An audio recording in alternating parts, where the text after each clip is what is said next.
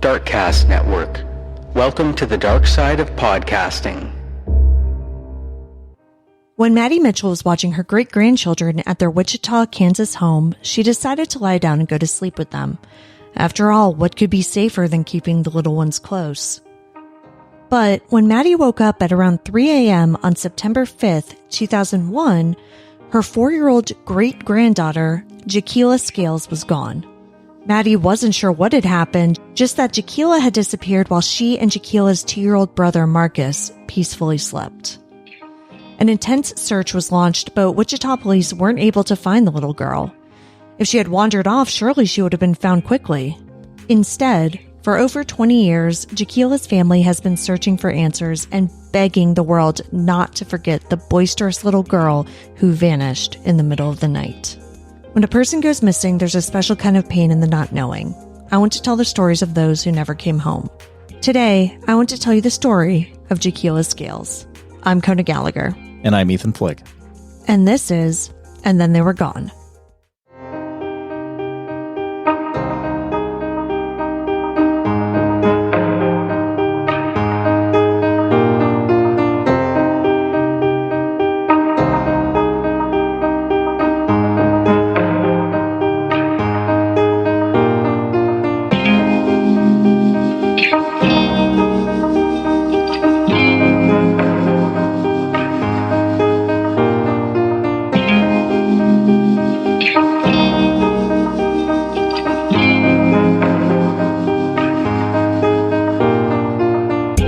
Welcome back, everyone. Welcome back. Thank you for joining us once again. I'm Kona. And I'm Ethan. And we're the husband and wife team behind this podcast. Each week, I tell you the story of an unsolved missing persons case.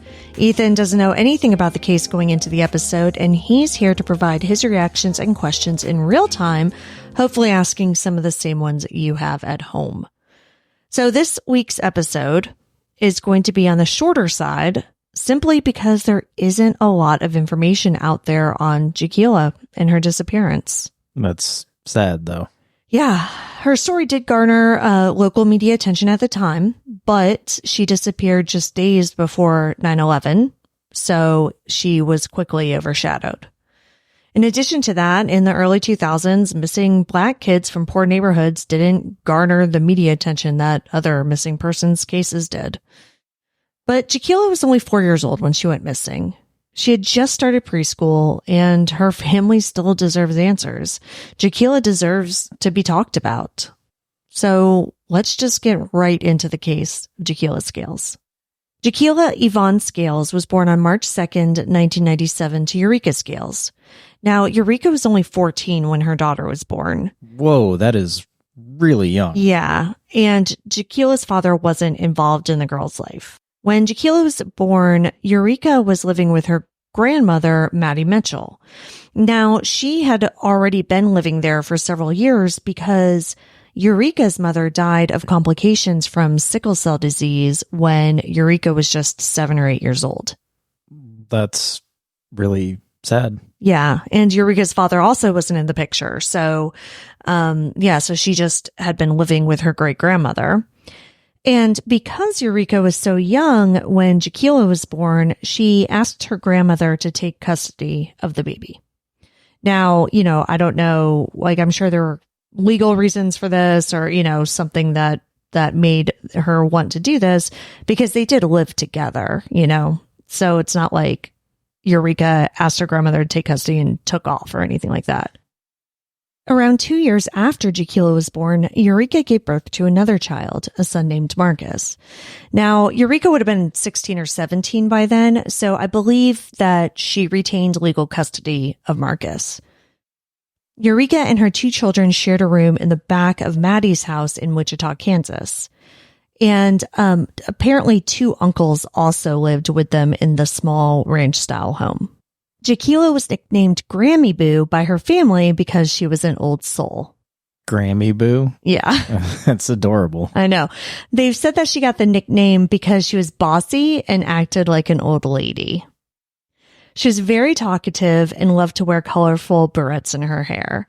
Apparently, Mattie her great-grandmother, the kids called her Grammy. So like Jaquilla would call her Grammy and they would call Jaquilla Grammy Boo. That's cute. Yeah. Though her mother was gone and her father wasn't in her life, Eureka grew up surrounded by her family in her central northeast Wichita neighborhood. In addition to living with several relatives, her aunt lived next door. I also read an article that said Marcus's grandmother lived next door, but I'm not sure if that means his paternal grandmother or if it was her paternal grandmother. So if it was Marcus's great-grandmother, so if it was Marcus's father's mother, or if it was Eureka's father's mother. All very difficult to keep track of, but bottom line is there's a lot of family around. Yeah. Yeah. So either way, Eureka had a lot of support and her children were well loved by many people. September 3rd, 2001 was Labor Day. That morning, Eureka got both of her kids up and dressed. Jaquilla loved visiting Eureka's aunt's house and asked her mom if she could go over there that day. Eureka agreed, but told her aunt to have Jaquilla back home that night because she was starting preschool the next day. Exciting. Yeah, so Tuesday, the day after Labor Day. Articles say that Marcus was spending the day with his grandmother, but again, yeah, I'm not exactly sure whose grandmother, but in any case, Eureka found herself without children for the day. So she decided to walk over to a nearby friend's house. Now, Eureka ended up staying over at the friend's house that night and the next night. Most accounts have this as just like a teenager who had help with her children spending the night somewhere else for a few days. However, one article I read that was published by the Associated Press via the Salina Journal in February 2002 says that there might have actually been some discontent in her home. Here's an excerpt from the article written by Roxana Hedgeman. Quote, now 19, Eureka argues a lot with Big Mama. By the way, side note, Big Mama is what everybody else called Mattie. So the kids apparently called her Grammy, but she was known by the rest of her family as Big Mama. She was the matriarch. Gotcha. So yes, so now 19, Eureka argues a lot with Big Mama over money, the children, and getting her life together, and has moved out, leaving behind her own children with the same woman who raised her, end quote. Now, this seems like an unkind characterization to me, leaving behind her own children with the same woman who raised her, because it makes it seem as though Eureka wasn't involved in her children's lives. Yeah. Which, she seemingly was. And whether Eureka was staying at her friend's house for a few days or had actually moved out, it might not be relevant to this case. Right. But frankly, there are so few clues that I think we need to get anything out there that we possibly can. Most of the articles I've read on this case interview Eureka, and I really wish reporters would talk to other relatives, especially her aunt, who we'll talk more about later. Now, I did, again, and I'm not sure about names here because I've seen an aunt get quoted in an article with the name Aletha, but then in a video I'm going to talk about later, it sounds like she says Lisa, so I don't know if I'm just mishearing that or if it's a different aunt. Okay.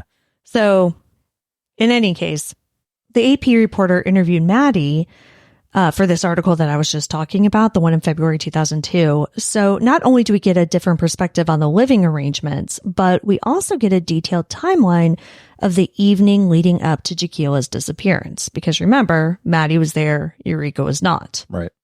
The house that the family shared is a small 3-bedroom, 1-level home. It's less than 1,000 square feet, so the back room is basically filled by a bed and a TV. On the evening of September 4th, Mattie put Jaquilla and Marcus to bed together in the big bed in the room.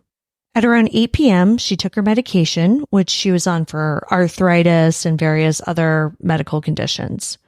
She then got into bed with both of the children and watched Cops. Okay.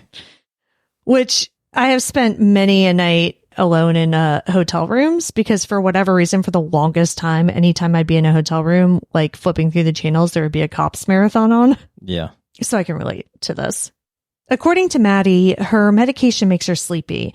So I'm not exactly sure if she kind of took the pills at 8, watched a little bit of Cops and dozed off, or if she managed to stay up for a while.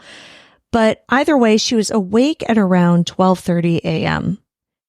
The small room had a window air conditioning unit, and little Jaquilla was sleeping basically like right next to it. And she had, because she's a 4-year-old, she had, of course, like kicked off all of the blankets. So she was like shivering in her little floral nightgown.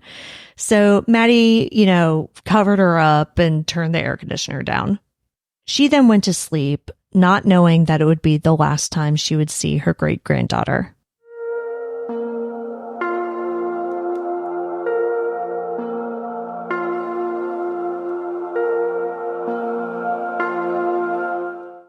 So you said she went to sleep. Did she go to sleep in the same bed as the kids? Yes. So she stayed there all night?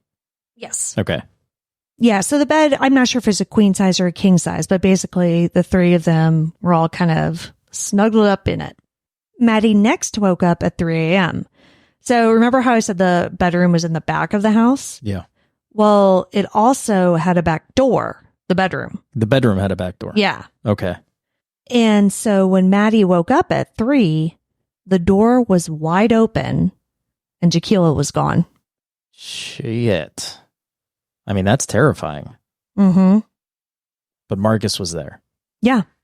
Like, from what it sounds like, Marcus just kind of slept through the whole thing, as did Mattie, until, I don't know if it was the door being open that woke her up or what, but it doesn't sound like she woke up because she, like, heard anything or felt anything or you know what I mean? Like, yeah.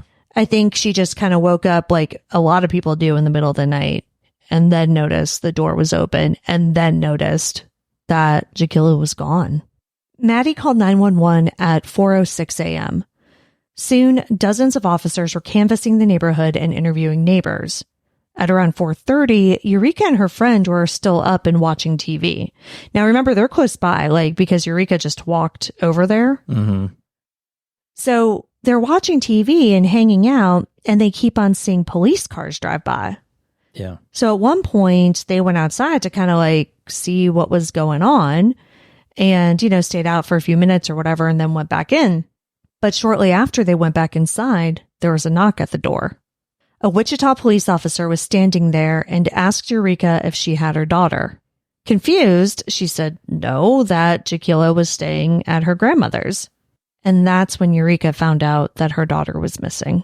The apartment that Eureka was staying in was a small one-bedroom, and police searched it thoroughly, looking under the bed and in closets to verify that she wasn't hiding her daughter for some reason. Eureka called her grandmother to find out what was going on, and Mattie told her, quote, "Somebody grabbed her off the bed," end quote. Which, as a mother, can you imagine having somebody say that to you? I can't imagine that as a father. Like, yeah, it's wild to hear that, and I'm sure that, we don't know if that's actually what happened. She said that, but, right. It's just, that's crazy. It's crazy to hear that. Just the amount of fear that just must have gone through her system at that moment.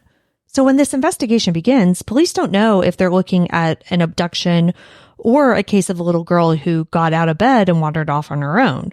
The back door's lock was broken.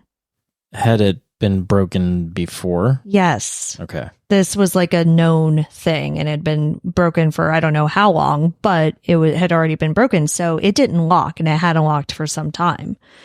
So there was no sign of forced entry or anything like that, but that didn't necessarily mean anything because it still could have been her leaving from the inside. Exactly. Jaquilla could have easily opened the door herself. And likewise, somebody could have easily walked in, Right. But if somebody easily walked in, then chances are that somebody knew that lock was broken. So it was somebody that was familiar with the house. Right. If there was somebody. Yeah, because, I don't think that it's incredibly likely that a random burglar or child abductor or whomever would just walk around and assume that a back door would be open.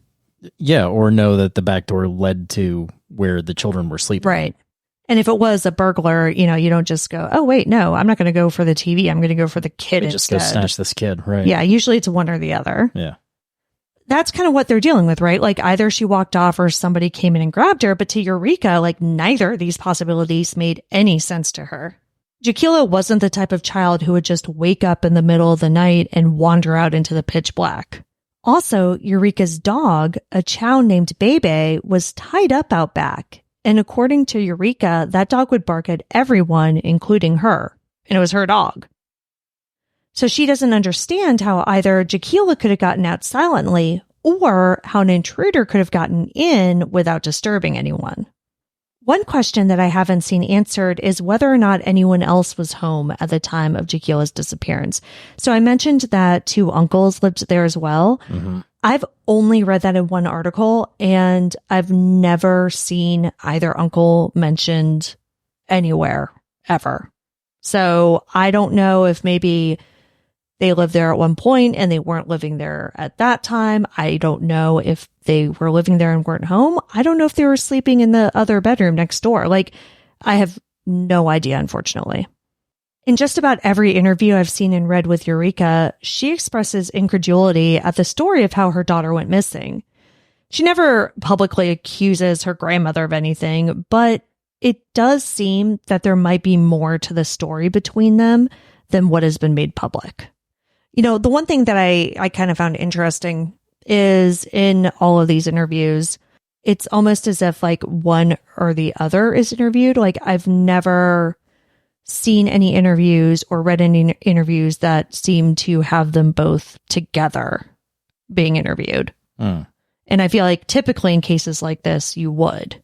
Yeah, I mean, but, you know, if there was even a little bit of tension between them before this, like now that, you know, her kid is missing, I'm sure that the tension, whatever was there, just blew up. Yeah. You know, way out of control. And that's what it sounds like. I mean, just again, from reading between the lines, I obviously do not know these people, but that's just kind of the impression that I've gotten. So, but before I get, you know, more into that, I want to jump back to that AP article that was written 5 months after Jaquilla's disappearance, in which Mattie talks about the aftermath of that night. Because, like, I don't want it to seem like I'm painting Mattie in some, like, nefarious light or anything. Because in that article, she says that after Jaquilla went missing, she just started to spend all of her time sitting and waiting. She even stopped taking all of her medications except for aspirin. Here's another excerpt from the article. Quote, "This is worse than my kid dying. This here's painful. Dead, I can understand," Big Mama says as tears stream down her cheeks. "Disappeared, I can't handle." End quote. Now, when she says this is worse than my own kid dying, she's not speaking hypothetically. By this point, Mattie had lost 3 children of her own. Jesus. She lost her daughter, Eureka's mother, who again passed away from sickle cell disease. One of her sons was stabbed to death, apparently in a case of mistaken identity. And she lost a baby when he was just 10 months old. Christ. But let's get back to Eureka. Basically, the 2 most comprehensive articles I've seen written about Jaquilla's disappearance are the 2002 article we were just talking about, and a 2011 article written by Deb Groover for the Wichita Eagle ahead of the 10-year anniversary of Jaquilla's disappearance. In this article, we learn some new information. Now, when I first read about the police searching the apartment where Eureka was staying, I just assumed that that was standard protocol in a case like this.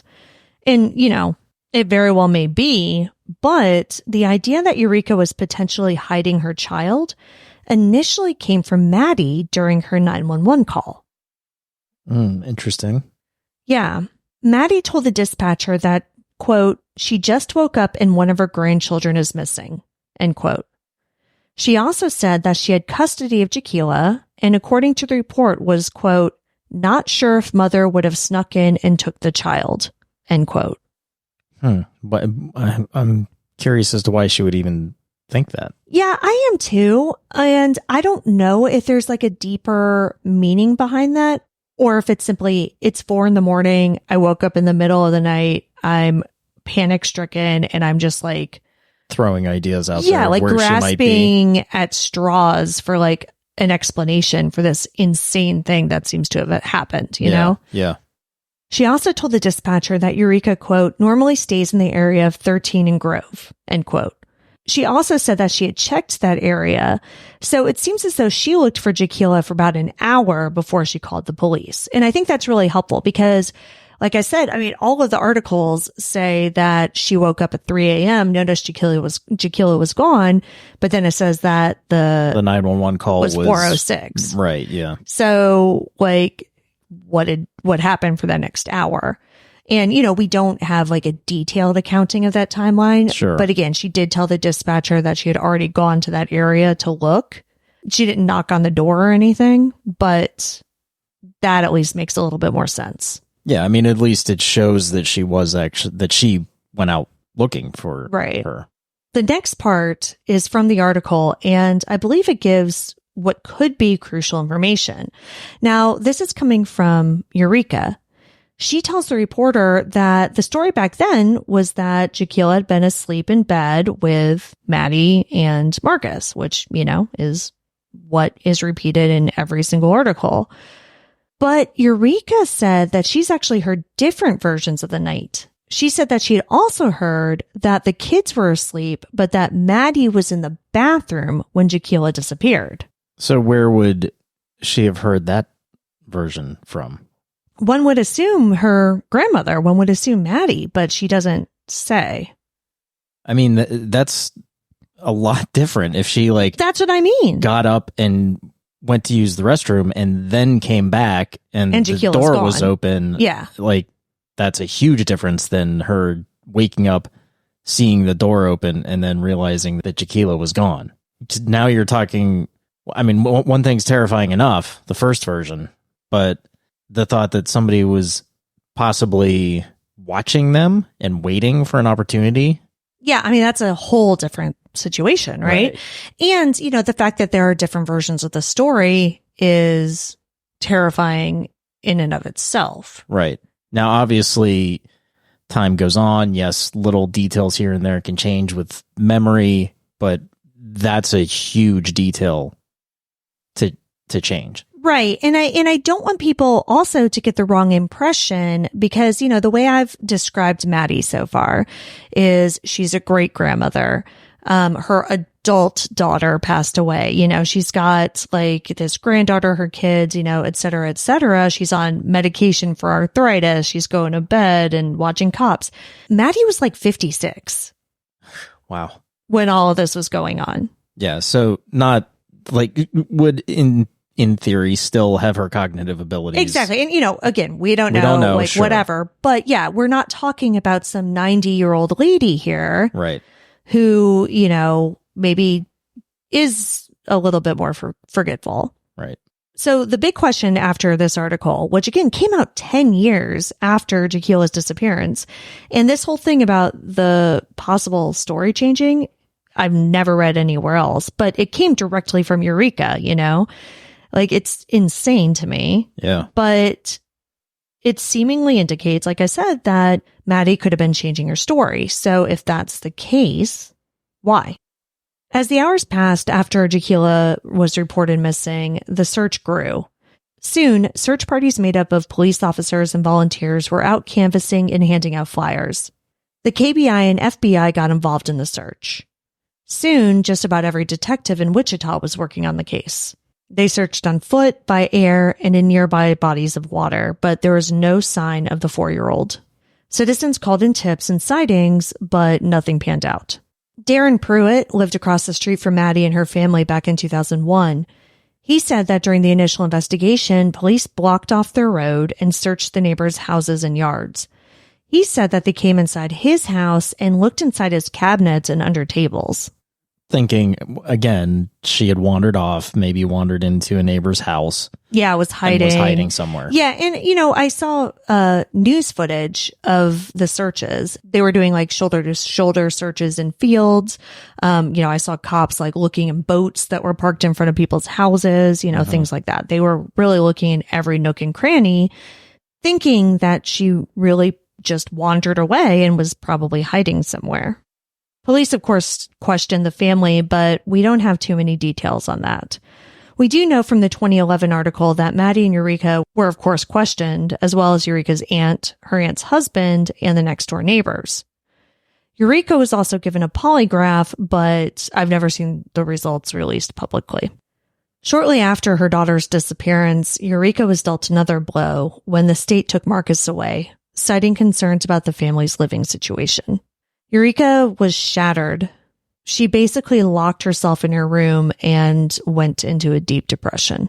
You probably don't have the answer to this, but I'm curious as to what the living condition was made it so bad. Like too many people in the house I think it was probably something along those lines. Because they don't know the circumstances behind Jaquilla going missing, so they can't use that against her.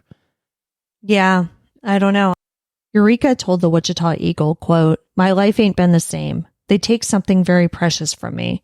And I didn't do nothing to nobody. I was 14 when I had her. I had to hurry up and grow up and learn how to take care of a baby," end quote. For the next 3 years, Eureka was only allowed to see her son once every couple of weeks. He was finally returned to her care when he was around 5 years old. At some point, the two moved down the street from Mattie's house, and Eureka got a job working in a nursing home. Marcus was too young to remember the night his sister vanished, but she still stays with him. In 2019, he told Wichita's KWCH that he was keeping the faith and that he believed his sister was still alive out there somewhere. He also said he still finds traces of her around town, saying, quote, "I remember one day I was at Walmart and I saw a poster of her, like a missing children's poster of her. Man, I couldn't do nothing but cry at that point," end quote. And how confusing for this poor little boy who is only 2 years old to have everything just suddenly ripped away from him. You know, his entire family's gone because not only is his sister missing, and they were apparently very close because remember how I said, Jaquilla was kind of like an old lady. Yeah. She would apparently put him in his stroller and push him around the sidewalk and stuff like that. They were really close. And so not only is she gone, but then he gets ripped out of his home and away from his entire family. Yeah. In 2018, reporter Annette Lawless interviewed Eureka for KWCH. The version that aired was about 2.5 minutes long and featured Eureka talking about how there have basically been no clues in the case. Interestingly, though, the reporter uploaded the full uncut interview to her YouTube channel, and this is the first time we get to hear some potential theories directly from the family.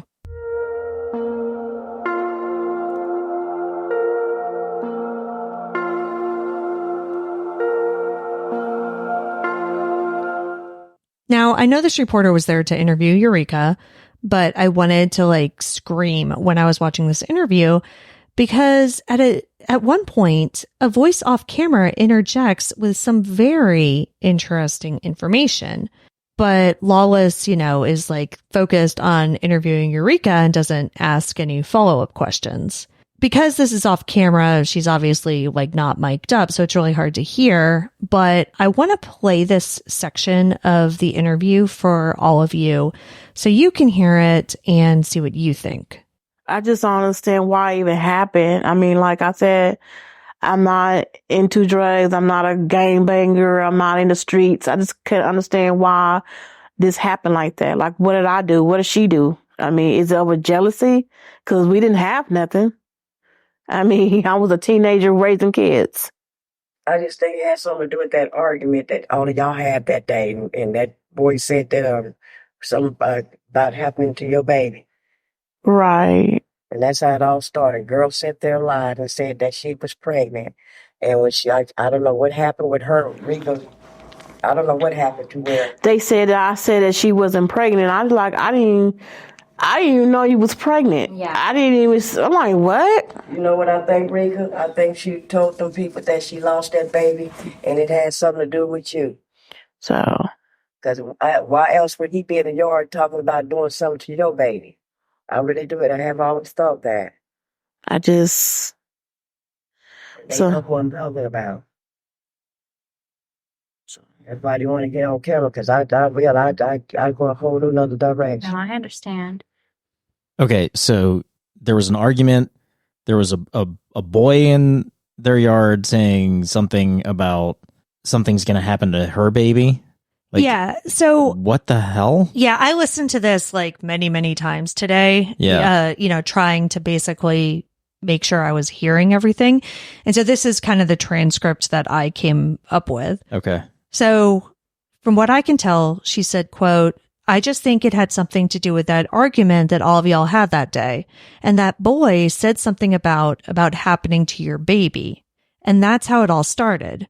Girl sat there and lied and said that she was pregnant. And I don't know what happened with her. I don't know what happened to where." And then Eureka, kind of cuts her off. And then she says, "You know what I think, Rika? I think she told people that she lost the baby and it had something to do with you. Why else would he be in the yard talking about doing something to your baby? I really do. I have always thought that." And then after Eureka says so, it sounds like she says, "And they know who I'm talking about." Well, we don't. Yeah, no shit. She then tells the reporter, "That's why I didn't want to get on camera because I'll go in a whole new nother direction." Okay. So. Right. Who is she talking about? Yeah. Like, what's the whole new direction? Yeah. Who's this kid? Yeah. Like, who's this guy? Who's this girl who may or may not have been pregnant? Right. Who may have lost a baby and blamed Eureka for it? Right. Like, who are these people? Yeah. How familiar are they with the house? How close are they to this family? You know what I mean? Like, this is stuff that, hopefully the cops know and would look into. Right. Well, and that was my thought, right? And I just found it crazy that in over 20 years, this is the first and only time I saw anybody say anything about suspects. Yeah. And it wasn't even supposed to be public. Like that wasn't in the news report that ended up airing. Like I said, the reporter just uploaded this like full thing. And, like half the video is just them adjusting the camera and mics and things like that, you know? I mean, it was the really, normal stuff that you edit out. It was really just the raw footage. And then this aunt is just talking off screen. So yeah, I think this is the aunt who, Lisa or Aletha, who Jaquilla was with on Labor Day. Right. Because there is another part where she interjects and talks about how she was with Jaquilla the day that, the last day that she was around. And so, yeah, I mean, back to the police, like when investigators have given interviews about this case over the years, they focused on the initial search process, which makes sense. Sure. The 2011 article I referenced earlier had a quote from a former detective who said that they had developed some suspects, but didn't want to name any publicly. And, this makes sense too. Yeah, it's fairly common in investigations like this. But, it also was driving me crazy when I read it. And then I heard this because we don't know, because I didn't know. I had the same question you did. Like, do police know about this fight? Like, do they know about this guy in the yard? Like, yeah, I mean, that would be prime suspect if he had threatened. Right. Like, had he been questioned? Had he been cleared? Like, what was going on with this? Yeah. I mean, and maybe they did know and ruled it out years ago. Like, who knows? But what I do know is that by February 2002, in that article, Mattie said detectives weren't calling her back. And in the 2011 article, Eureka said that she hadn't talked to detectives in years. They, of course, say that Jaquilla's case is still open, but I was wondering what that actually means. Yeah, exactly. What does that mean? Is it on somebody's desk or is it sitting on a shelf somewhere? Exactly. So at that point, I was kind of like at the end of like the research process. And so I went back and I searched because I wanted to try to find the most recent article or statement from police. I just wanted to kind of see what the last thing police had said about this. And what I found was a press release that they had put out in 2022 on the 21st anniversary of Jaquilla's disappearance. It read in part, quote, 6 days after she disappeared, the 9/11 attacks occurred. The Wichita Police Department has not forgotten Jaquilla, and we are still seeking answers in her case. End quote. Okay. Yeah. Okay. I don't think they needed to add that about 9/11. Like, yeah. So you're immediately throwing excuses out there like, hey, 9/11 happened, so we didn't do anything. Like, yeah, and I mean, I think weird, everybody knows what happened on 9/11, so I don't think you need to throw that in there. Everybody understands that like that was an earth-shattering event that was felt across the world, not just the United States. And yes, obviously, everything came to a halt for weeks. Yes. Especially in law enforcement community, you're like, yeah, everybody understands that. You don't need to put that out there. Like in a press release 21 years later about a missing person. Yeah. Yes. Yeah. Like, no, I mean, I agree. And I think that absolutely explains a good deal of the lack of media attention, right? Oh yeah, totally. And again, the initial search, it seems like it was pretty thorough. It seems like they did a good job, but and I'm not saying, happened? Yeah, exactly. Right. And I'm not saying that they dropped the ball or whatever after that. I'm just saying we don't know, you know, we don't know what was done. Yeah. That press release basically also gave information to their cold case unit. Right. So I went to Wichita's cold case page on their website, just to kind of poke around and check it out. And this is what it says. Quote, the Wichita Police Department is committed to the continued investigation of unsolved homicides and missing person cases. The cold case unit is compiled of over 200 open and unsolved homicides since the mid-1970s.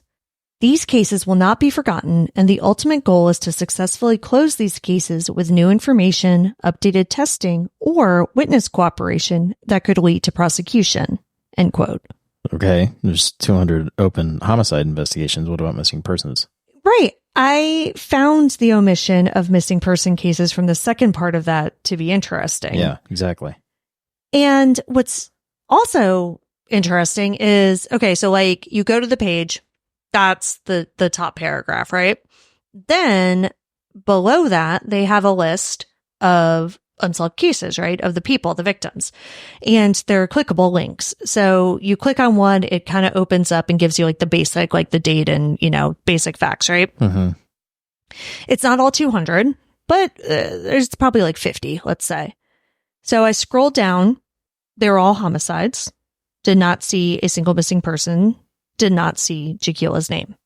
In 2011, Jaquilla's case was the only open missing persons case in Wichita. So I don't know if that's still the case or not. Well, I mean, if it is, you would assume that they would put that up on the website then. Right. And so unless they're trying to say that this is not considered a cold case and it's still quote unquote active. Well, no, but in that press release, it specifically said that the cold case unit was who was handling it. But then I was like, okay, well, maybe, because I kind of had that same thought too. And so there's another section on the website that's like specifically for missing and exploited people. And so I clicked on that. They didn't have like cases, you know, named, which you can whatever. Sure. But, you know, I searched for Jaquilla's name on the general website, didn't find anything. So I started to get a little disheartened because, you know, they put out this press release saying that her case was open, that they weren't forgetting it. And yet I found zero trace of her on their website. Right. So I decided to email them because they had their email right there. And I wanted to basically just email them to see if her case was still considered open and active. But I figured since I was emailing them anyway, I sent them the section of the interview with Eureka that we listened to earlier. And I did that because I was like, what if they hadn't heard that, right? Yeah, what if they don't know? Yeah, what if they didn't know about this fight? Like, what if, you know, I think they probably do, but like on the off chance, couldn't hurt to send it, right? So I emailed them, like I said, to ask if the case was still open and say, hey, also, have you heard about this? You know, did you hear this interview? And I was pleasantly surprised when they responded to my email within about an hour. Wow. Yeah. Detective Addie Perkins responded to my email and said, quote, thank you for reaching out and providing the information. Yes, we have been in contact with both Eureka and her sister, the aunt. Oh, so it's Eureka's sister? Oh, would be Jaquilla's aunt then. Yeah. See, I thought it was Eureka's aunt this whole time, and maybe it was Jaquilla's aunt, Eureka's sister. Hmm. In any case, she went on to say, all of the information and leads we have been given were investigated, but unfortunately the case remains open, end quote. Now, this, of course, is not like earth-shattering information other than the fact that even though I've read this 5 times, I just realized that she said her sister. Eureka's sister. Yeah. But, I was obviously glad to hear back from someone who seemed familiar with the case, who didn't need to like research who the hell I was talking about, seemingly, right? Well, yeah, I mean, that was a quick response. Too. Exactly. And, she did assure me that the case was still open. Now, I did decide to press my luck a little bit since I got such a quick and pleasant response. And I said, listen, because in my initial email, I said who I was and like why I was emailing. And so I was like, listen, I understand why police officers like don't release a lot of information. However, like this case is 20 years old. It has mostly disappeared from the public eye. Exactly. Right. Like a lot of people do not know about this case. And I was like, is there any new information that you could give that, might help jog people's memories or like help reinvigorate the case. Exactly. Yeah. Right. Or like just, renew interest in the case. Yeah. And I did ask two specific questions. I said, I am curious if there was anybody else home the night that Jaquilla disappeared. And I asked if anybody has officially been ruled out as a suspect. And I brought up the polygraph that Eureka took and how we didn't, know the results. And the closest thing I'd ever read to the family being ruled out is that Mattie in some articles said that like the family had pretty much been ruled out. Okay. But that's coming from the family. So like, yeah, who knows? So I just wanted to see if they could confirm if that was in fact the case. And again, I was like, listen, I understand if you can't answer these questions, but if there's anything that you can give us, I think it would be helpful. She hasn't gotten back to me okay. yet. Here we go. But literally wrote it the same day we're recording this. So if she does get back to me and if there is any new information, I, of course, will do like a little update and we'll talk about that at another time. I would be curious if I know Jaquilla's dad wasn't in the picture, but I would be curious if the police ever talked to him. Yeah, I truly don't know. I don't know if he lived in the area. I mean, I know nothing about him. Yeah. I mean, that would be a prime suspect for me. Well, yeah, of course. I mean, I think you always have to, it's just like, if the wife dies, you have to look at the husband first. Like, It's the same exact thing. So, yeah, but I just don't know what the situation is there. I know, again, this isn't as much information as we usually have, but based on what we do know, like, what are your thoughts? Well, I mean, now that hearing what the sister/aunt said in that interview, I mean, I have to go with that as the leading theory is that whatever that argument was in the yard, that boy, quote unquote, threatened to do something to Eureka's child, Jaquilla. Seems to me that if that person was familiar enough with the house, that he was the one that came in and took Jaquilla. But to what end, I don't know. Yeah. And that's what I don't understand. And there have been other rumors, right? Of course, 20 years, there are going to be a ton of rumors. One is that another family member took Jaquilla to give her a better life. One rumor is that Jaquilla was being molested and somebody took her to shut her up.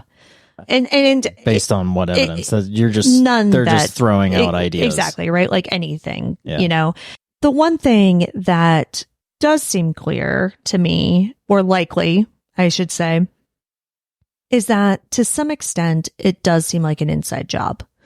And now I'm not saying an inside job, meaning like anybody in the family necessarily. But I think you're right. I mean, I don't think this is like a random stranger who just happened upon the house. No, again, we've already talked about it, but yeah, I mean, like if it's a random person, they're not going to know where that back door leads. They're not going to know that the back door lock was broken. they're not going to know. They're not even going to know who's sleeping in that room. Right. So unless it's got to be somebody that with knowledge of the house, knowledge of the family, possibly even knowledge that Eureka wasn't going to be home. Mm-hmm. But to me, that doesn't mean that it's necessarily a member of the family or even a friend. Because, look at Elizabeth Smart, right? So Elizabeth Smart was taken by somebody who did have familiarity with the home. Right. But not a family member, not a friend. Right. He was a worker. Yeah. Who, had been around, who had seen Elizabeth. Right. And who knew that the kitchen window was left unlocked. Right. So this could be a friend. This could be somebody that or an acquaintance that of Eureka's that happened to be in the house at some point. I mean, we don't know. But I think it's unrealistic to say that she wandered off, given the extent of the search, the initial search. Right. And to me, the two things that I kind of rule out are, one, a random child abductor happening across the house, right? It's completely unrealistic. And two, her wandering off and getting lost. Right. Because she was 4. Yep. When you're 4, you can't get that far on foot. Right. And they had so many people searching for a long time. And and we're not talking like, the wilderness here, right? Yeah. You look at Kyron Horman or somebody who goes missing, a child who goes missing next to like insanely dense woods. Right. Right. Where you could miss a child. Like, yeah, we're absolutely. talking Wichita here. Yeah. That's not the situation. Yeah. That we're in. So I do not believe that that's a real possibility. I would be curious to know, or I would like to know, if they used canines to search for her scent, and if the canines tracked anywhere and then lost the scent. Indicating a car? Yes. Yeah, I don't think so. So let me put that back. So I'm not positive if canines are used. I think they were. Right. We don't know. But when canines are used and something like that happens, that's generally something that is made public. And because... Well, it's a direct indicator, then it is an abduction. Right, 100%. right. And that's something important that police would want to put out right away as it happens. So I again, would severely doubt that. Yeah. But yeah, it's... And maybe they just didn't use canines at all. In her 2011 interview, Eureka said that she was afraid that if her daughter was still out there, that she wouldn't recognize her as her mother. She's worried about Jaquilla forgetting her, but she's more worried about the world forgetting Jaquilla. We don't want that to happen. This little girl matters. She's loved, and she deserves to be found.